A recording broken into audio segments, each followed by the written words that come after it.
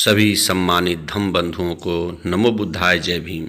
साथियों, आज के वक्तव्य में सिद्धार्थ गौतम के बचपन की शिक्षा और उनके शुरू की वृत्तियों के बारे में बताना चाहता हूँ। श्रोतागण से निवेदन है कि जो वक्तव्य डॉक्टर भीमराव अम्बेडकर साहब द्वारा लिखित ग्रंथ भगवान बुद्ध और उनके धम्म में बताया जा रहा है, यह उस समय का वृतांत है जिस समय तथागत भगवान बुद्ध को बुद्धत्व प्राप्त नहीं था। उस समय जितनी भी भ्रांतियाँ थीं उसकी व्याख्या की जा रही है। उन व्याख्या को यह समझिएगा कि इन्हीं भ्रांतियों से उद्धार के लिए तथागत भगवान बुद्ध का ज्ञान का उद्बोध करने के लिए कार्य किए थे।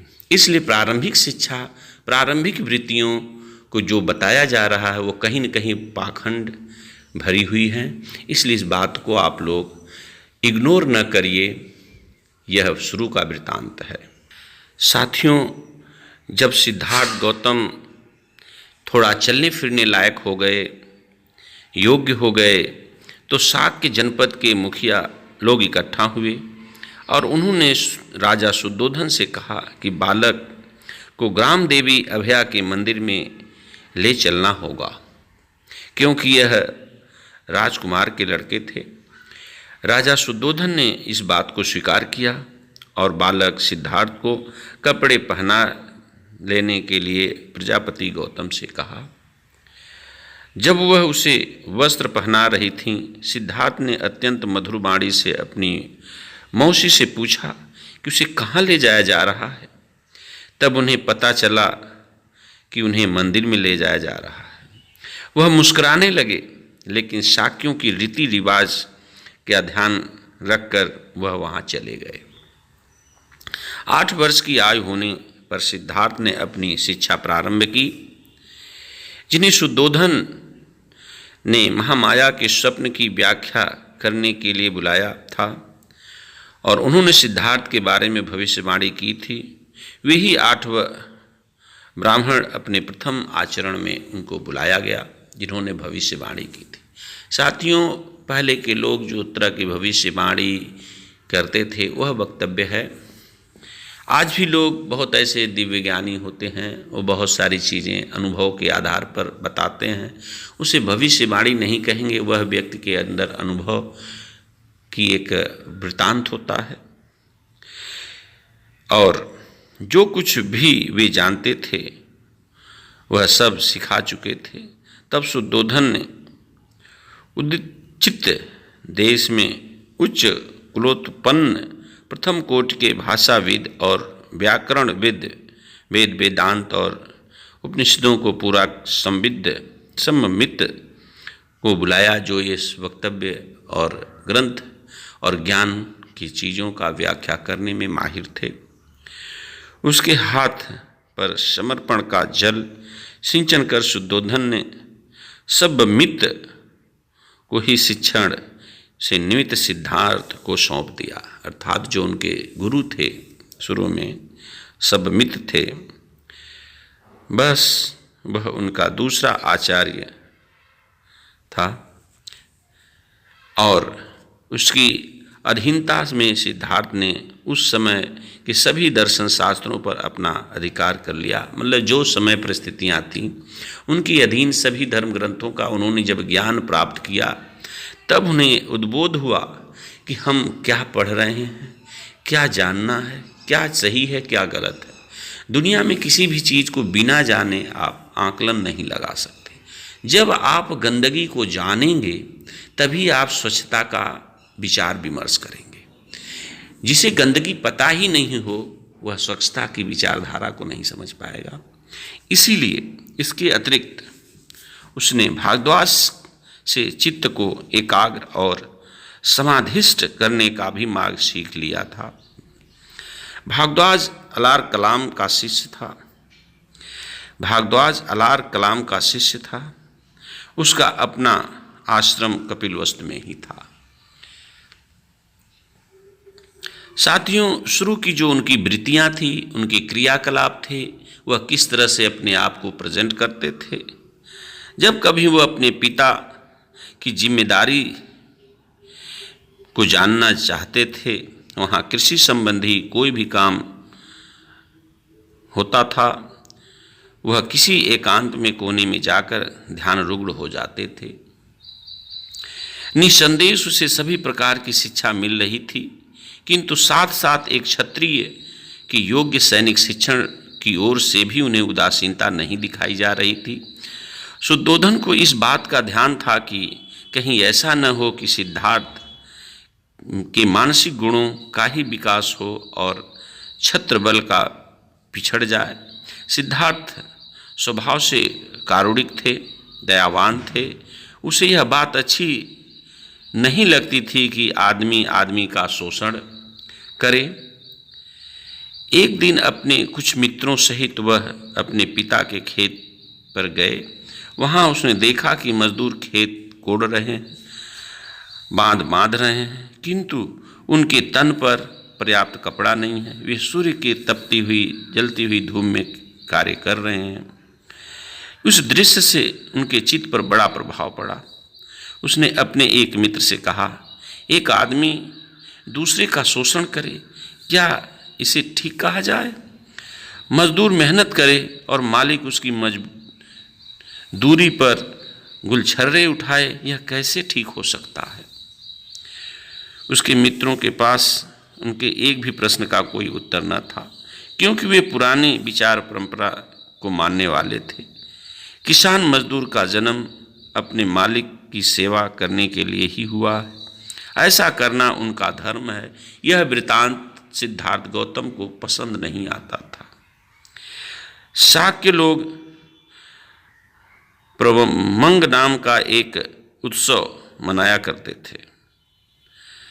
धान बोने के प्रथम दिन मनाया जाने वाला यह एक ग्रामीण उत्सव था। शाक्यों की प्रथा के अनुसार उस दिन हर शाक्य को अपने हाथ में हल जोतने का करना पड़ता था। सिद्धार्थ ने हमेशा इस प्रथा का पालन किया। वह अपने हाथ में हल चलाया करता था। यद्यपि वह विद्वान तो थे, किंतु उसे शारीरिक श्रम से घृणा नहीं थी। उनका क्षत्रिय कुल था। उससे आज क्षत्रिय कुल कहेंगे, जबकि उस समय खेतीहर थे, काफ़ी गायें थीं, काफ़ी खेत था। उसे धनुष चलाने का तथा शस्त्रों का प्रयोग करने की शिक्षा मिली थी, लेकिन वह किसी भी प्राण को अनावश्यक कष्ट देना नहीं चाहते थे। वह शिकारियों के दल के साथ जाने से भी इनकार कर देते थे। उसके मित्र कहते थे, क्या तुम्हें शेर चीता से डर लगता है? वह प्रत्युत्तर देते थे, मैं जानता हूँ कि तुम्हें शेर चीतों को मारने वाले नहीं हो। तुम हिरणों और खरगोशों जैसे निष्क्रिय और कमज़ोर जानवरों को ही मारने वाले हो। तुम लोग शेर से क्या लड़ोगे? शिकार के लिए नहीं तो अपने मित्रों का विनाश देखने के लिए ही आओ। उसके मित्र आग्रह करते। सिद्धार्थ इस तरह के निमंत्रण को भी अस्वीकार कर देते। मैं निर्दोष प्राणियों के वध का साक्षी नहीं होना चाहता। उसकी इस वृत्ति से प्रजापति गौतमी बड़ी ही चिंतित हो उठी। वह उससे तर्क करती, तुम भूल गए हो कि तुम एक क्षत्रिय कुमार हो। लड़ना तुम्हारा धर्म है। शिकार के माध्यम से ही युद्ध विद्या में निपुणता हुआ जा सकता है, क्योंकि शिकार करके ही तुम ठीक ठीक निशाना लगाना सीख सकते हो। शिकार भूमि ही युद्ध भूमि का आरंभ क्षेत्र है। लेकिन सिद्धार्थ बहुधा गौतमी से पूछ बैठते थे, तो माँ, एक क्षत्रिय को क्यों लड़ना चाहिए? और गौतमी का उत्तर होता, क्योंकि यह उसका धर्म है। सिद्धार्थ उनके प्रश्न से संतुष्ट न होते, उत्तर से संतुष्ट नहीं होते। वह गौतमी से पूछते, माँ, यह तो बता कि आदमी का आदमी को मारना एक आदमी का ही धर्म कैसे हो सकता है? गौतमी उत्तर देती, यह सब तर्क एक सन्यासी के योग्य है, लेकिन क्षत्रिय का तो धर्म लड़ना है। यदि क्षत्रिय भी नहीं लड़े तो राष्ट्र का संरक्षण कौन करेगा। लेकिन माँ, यदि सब क्षत्रिय परस्पर एक दूसरे को प्रेम करें तो क्या बिना कटे मरे हुए राष्ट्र का संरक्षण नहीं कर सकते। गौतमी निरुत्तर हो जाती।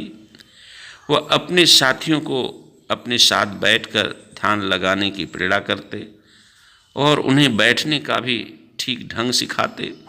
वह उन्हें किसी भी एक विषय पर चिंतन एकाग्र करना सिखाते थे। वह उन्हें परामर्श देते थे कि ऐसा ही भावनाओं की भावना करनी चाहिए कि मैं सुखी रहूं, मेरे संबंधी सुखी रहें और सभी प्राणी सुखी रहे। ऐसा ज्ञान सभी मित्रों को, साथियों को देते थे।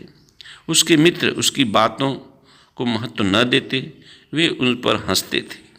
वे आंखें बंद करते तो थे, उनका चित्त उनके ध्यान के विषय पर एकाग्र न होते। इसकी बजाय उनकी आँखों के सामने नाचते थे वे हिरन जिनका वे शिकार करना चाहते थे, अथवा वे मिठाइयाँ उन्हें ही खिलाना देते थे, खाना चाहते थे। उसके माता पिता को उसका यह ध्यान विमुख होना अच्छा नहीं लगता था। उन्हें लगता था कि कहीं ये क्षत्रिय जीवन से सर्वदा प्रतिकूल है। सिद्धार्थ का यह विश्वास था कि योग्य भावनाओं पर चित्त एकाग्र करने से हम अपनी मैत्रिक भावना को बहुत ही व्यापक बना सकते हैं। उसका कहना था कि सामान्य रूप से जब भी कभी हम प्राणियों के बारे में कुछ भी विचार करते हैं, हमारे मन में भेद विभेद घर कर जाता है। हम मित्रों को शत्रुओं में भिन्न कर देते हैं। हम अपने पालतू पशुओं को मनुष्यों से भिन्न कर देते हैं। हम अपने मित्रों से प्रेम करते हैं और अपने पालतू पशुओं से भी प्रेम करते हैं। हम अपने शत्रुओं से घृणा करते हैं और सामान्य जंतुओं से भी घृणा करते हैं। हमें इस विचार रेखा की सीमा से ऊपर पार करना जानना चाहिए। हमें इस तरह के कार्य तभी कर सकते हैं जब हम ध्यान से इसका व्यवहार जगत की सीमाओं को लांघ सके। इस तरह की वक्तव्य की वाणी सुनकर माता गौतमी, मौसी गौतमी और राजा सिद्धोधन बहुत ही दुखी हुआ करते थे। यह विचारधारा उनके मन में जो सामान्यतः बात आती थी समानता की, यह बात बहुत ही विचारी थी। यही सारी क्रियाकलापों को सिद्धार्थ गौतम जब जीवन में देखते हैं तो उनके ऊपर बहुत बड़ा प्रभाव होता है कि यह सब गलत हो रहा है, यह अनर्थ है। जितने भी धर्म ग्रंथ, वेद, पुराण, वेदांत हैं, यह सब मानव में विभिन्नता पैदा कर रहे हैं, समानता नहीं ला रहे हैं। मानव का ही हितैषी नहीं है, दुश्मन होता जा रहा। आज भी आपको हर जगह दिखेगा, वर्चस्व ही कायम हो रहा है। कोई भी व्यक्ति किसी को समान सुख, शांति, समृद्धि नहीं राज का चाह रहा। खासकर यह प्रवृत्ति भारत में है, अन्य देशों में भी है, लेकिन अन्य एक दूसरे देश से होती है वृत्ति। लेकिन भारत एक ऐसा देश है जहाँ अंदर ही अंतर्कलह, धार्मिक अंतर्कलह, सामाजिक अंतर्कलह, राजनीतिक अंतर्कलह, हर तरह के वैचारिक अंतर्कलह, मतर भिन्ने पैदा करके डिवाइड एंड रूल किया जा रहा है। यह भारत में है। इसी कारण भारत में आज तक बुद्धत्व, समता का रूल परिपूर्ण रूप से लागू नहीं हो पाया, जबकि अन्य देशों में काफ़ी लोग इसको अमल करके 40 से 50 देश बौद्धमय हो गए और आज वह दुनिया के सबसे ज़्यादा टेक्नोलॉजी में सब तरह से सर्वांगीण विकास कर रहे हैं। हमें देशवासियों से यही एक विचार को अमल करने की ज़रूरत है कि आखिर हमारे देश में ही पैदा, हमारे समाज में पैदा विश्व गुरु होते हुए भी हम आज एक पाखंड भरी जीवन अज्ञानता में जी रहे हैं। यह सबसे बड़ा सोचने और विचारने और दुख का विषय है। आज आप सभी धम्म बंधुओं को सादर नमो बुद्धाय। जय भीम, जय भारतीय संविधान।